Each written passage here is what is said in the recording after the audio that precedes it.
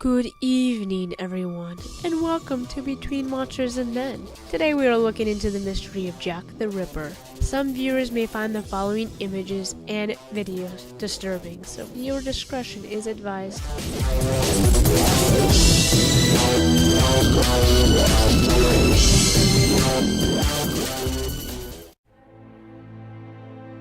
In the 1800s, the district of Whitechapel was a crime-ridden quarter where 76,000 people lived in poverty, majority of them immigrants. The district was known for being the worst slums with the worst overcrowding and highest death rates in England. And it didn't help with that the jobs offered little payment. Women during this time period could hardly get jobs, and the jobs that they could get hardly paid them enough to get a bed at night. And so, many of them turned to prostitution, while men relied on assault and robbery to survive. With this, crime and prostitution, with violent attacks against women, are commonplace in the East End.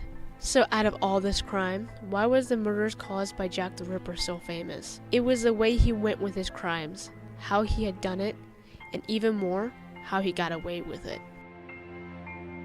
With only 5 murders truly credited to him, he is still the most infamous serial killer in the world. Named Leather Apron, or Whitechapel Murderer, he ultimately is known as Jack the Ripper. The reason for his fame doesn't revolve solely around his mysterious identity though, but how he committed his crimes. He surgically mutilated and disemboweled his victims with a precision most would only assume a doctor could perform, meaning he had a special relationship with a scalpel for some time period. Like many criminals in East End, his victims were prostitutes, all of which had their throats slit, were disemboweled, and their entrails removed. His first victim was Mary Ann Nichols. Mary Ann was an alcoholic whose nickname on the street was Pretty Polly. Her murder was so newly gruesome that a police surgeon stated, "Only a madman could have done this." Her body was discovered by 2 workmen not far from the London hospital. Her throat had been cut, she was stabbed multiple times in the stomach, and her abdomen had been cut open. Residents were so upset by the murder that they had the street renamed Deward Street, which it is also no longer named now. Annie Chapman was found on 29th Hanbury Street. Her body was found alongside a few of her possessions, her entrails still steaming from the fresh kill. Her throat was slit. She was disemboweled, her intestines thrown over her shoulder with her uterus removed and missing. They never did find the missing organ. Elizabeth Stride was found in Dutfield Yard. Her body was left less touched than the first 2. Her throat was cut, and there was a small injury to her ear, but her body remained intact, leading the police to believe Jack had been disturbed. Catherine Eddowes. Recently released from jail for public drunkenness, she was attacked in Meter Square. Like the others, her throat was cut, abdomen sliced open, intestines over her shoulder, and her uterus and left kidney were removed. But something new was done as well. Her face had been mutilated, her ears were cut off, and triangular cuts, much like a circus clown, were in her eyes. Nearby on the wall, a message was left: "The Jews are not meant to be blamed for nothing." This started a theory that Jack was a Jewish ritual slaughter man.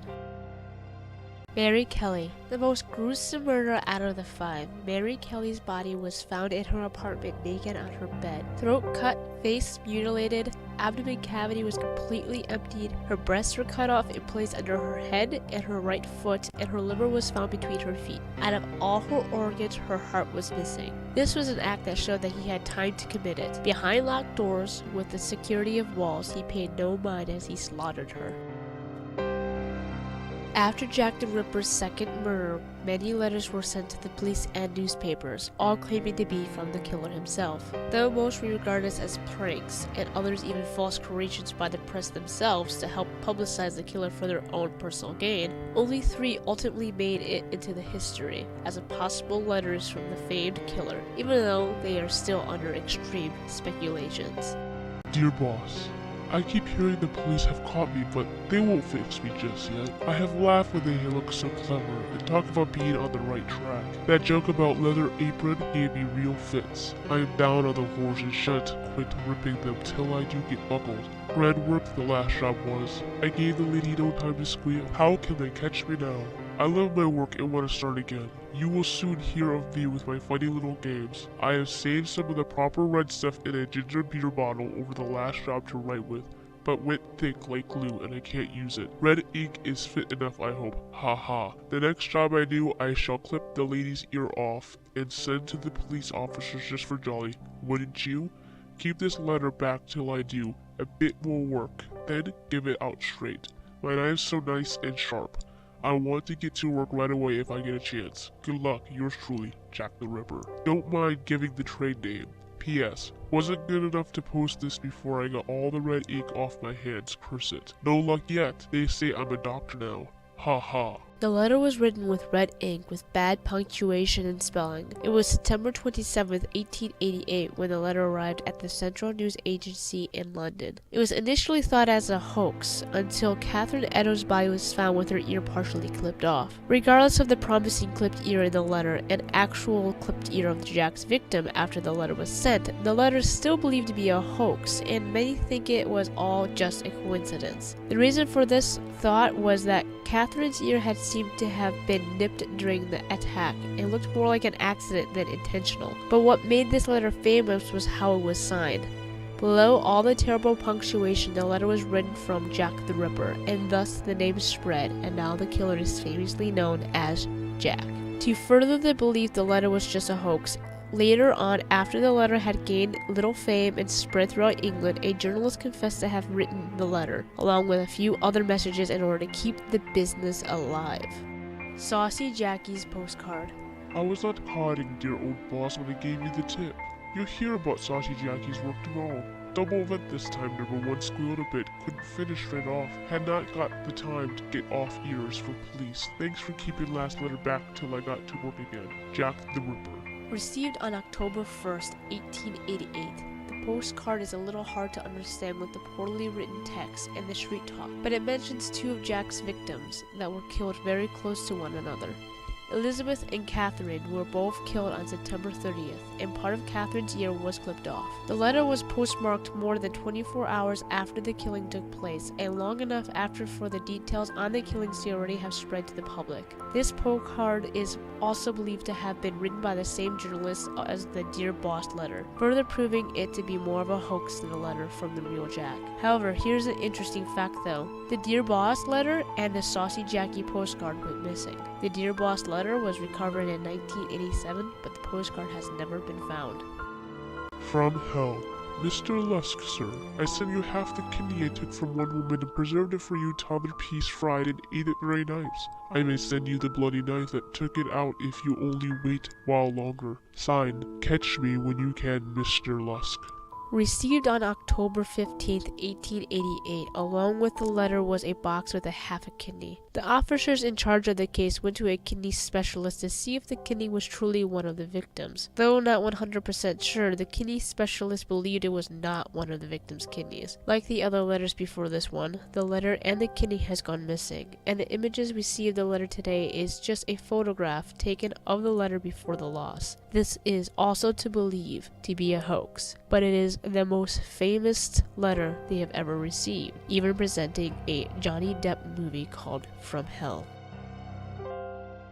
There is a list of hundreds of suspects of whom could be Jack the Ripper, some going as high up as Prince Albert Victor, who had sustainable alibis on the nights of the victims' murders. He wasn't in London at the time, and some as far as H.H. Holmes himself, the infamous Chicago murderer, some claiming that the year 1888 no one knew where Holmes was, and so he could have possibly been Jack the Ripper, though his way of killing is significantly different with a wide range of type of victims as well. There are a few on the list of suspects that stick out better than any others, and I could go on for hours talking about each person and why, but I would try to make it short and simple for the sake of this video. James Maybrick was a local Liverpool merchant who made a good name for himself as he worked in England and even traveled to America. He died in 1889 by the hands of his wife, who murdered him with arsenic poisoning. But his name didn't die with him. More than a century later, he was accused of being Jack the Ripper. In 1992, a diary suspected to have belonged to Maybrick surfaced. Though there was no name in the diary claiming to be his, the diary was first introduced to have belonged to Michael Barrett, who was an unemployed Liverpool scrap metal dealer. However, his wife claimed that it was in fact hers and her family for as long as she could remember, and only gave it to Michael for aspiration to write since he wanted to be a writer. In 1993, it was published as The Diary of Jack the Ripper under great controversy. The debate whether the diary was a hoax or not brought on many tests, one claiming that the notes were confusing and complicated. Tests on the ink showed that the ink used was inconsistent to the time period it was claimed to have been written. Document expert Kenneth W. Rendell analyzed the writing and said that the handwriting style seemed more 20th century than Victorian, and even noted factual contradictions and handwriting inconsistencies.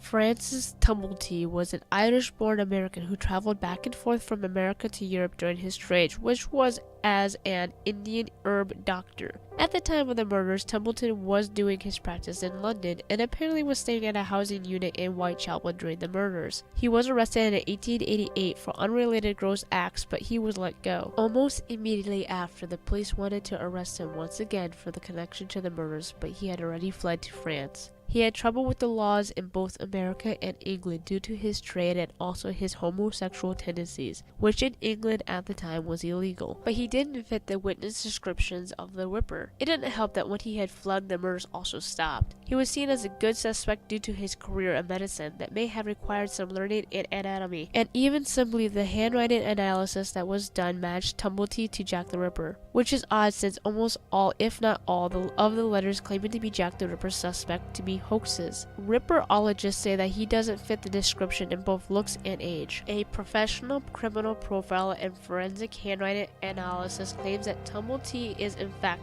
most likely the Ripper suspect, which he made claim of in the Jack the Ripper episode of the History Channel's Mystery Quest.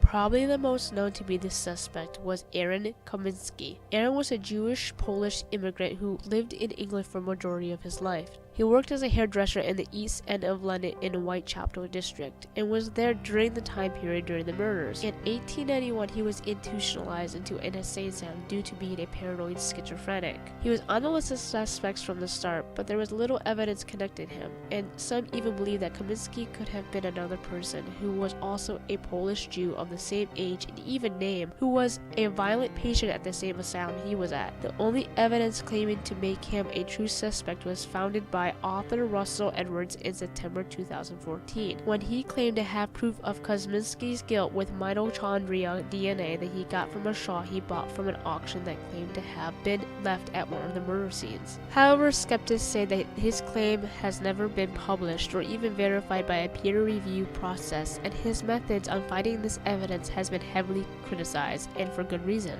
For instance, Russell Edwards said that the officer Simpson took the shawl from Catherine Eddowes' crime scene and took it home to his wife as a gift, and that the DNA has been on the shawl ever since, as it has been passed down generations. Critics claim that Officer Simpson wasn't even at the crime scene that night when he apparently took the shawl. Even if there was a shawl, my question is, why would you take a blood-stained shawl from a dead person and take it to your wife? Especially since the crime scenes committed by Jack the Ripper was seen so disturbing that people would fear such items.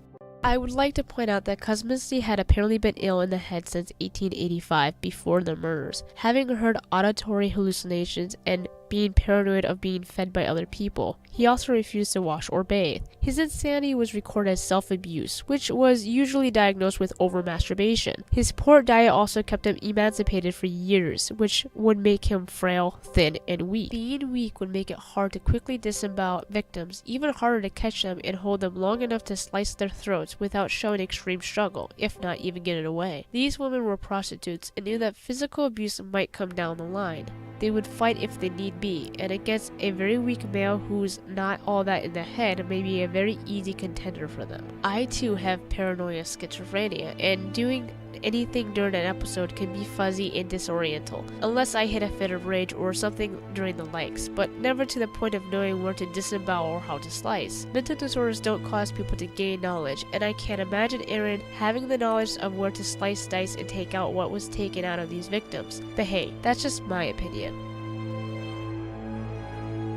I'm no police officer or investigator or criminal writer like some of these theorists are. I have never gone to college for any of these subjects either, but criminals, disorders, and all other things bizarre is a very big subject that I'm extremely passionate about. So please take in mind of my lack of school knowledge, but my research and diligence into the things that I take passionately. From my many years of watching and reading about criminals, I have learned that most criminals, especially murderers and serial killers, that for some reason or another they go after particular victims. How they kill also depends on what they were into and what has happened into their past. What I'm trying to get to is this. What if Jack the Ripper went after female, middle-aged prostitutes for a reason? Most killers go after victims that they see a relation or a hate for. Males who were especially attached to their mothers or were abused or neglected by them usually go after female victims, almost as if defacing the victim and seeing who they truly want to kill. Same thing goes with father figures. Males go after other males or even instead an entire family in order to gain some control over the head of the house or dismantling the family. If Jack went after middle-aged females and maybe he had an abusive relationship with his mother, maybe she too was a prostitute. Most prostitutes during those time periods paid no mind to their children and often cared only for themselves, drinking, gambling, and the such, and would yell, scream, and even hurt those closest to them due to their own addictions. Digging even deeper, Jack the Ripper would almost always take out the uterus, a pure sign of a woman's femininity, what makes a woman, almost dehumanizing them. That would take a lot of hate.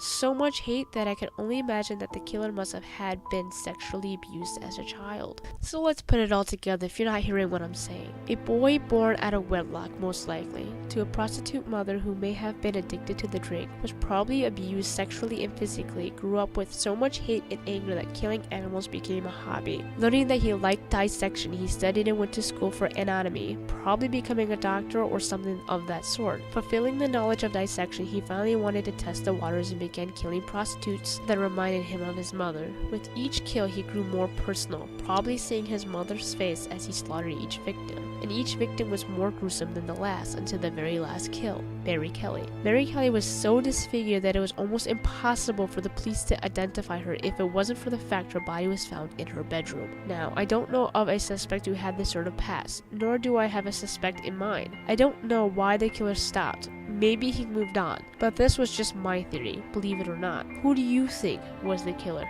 Due to YouTube's advertiser family-friendly grounds, videos like mine are being targeted. To support my videos and me, please check out my Patreon page listed below. And for more creepy and bizarre, please like, comment, and subscribe.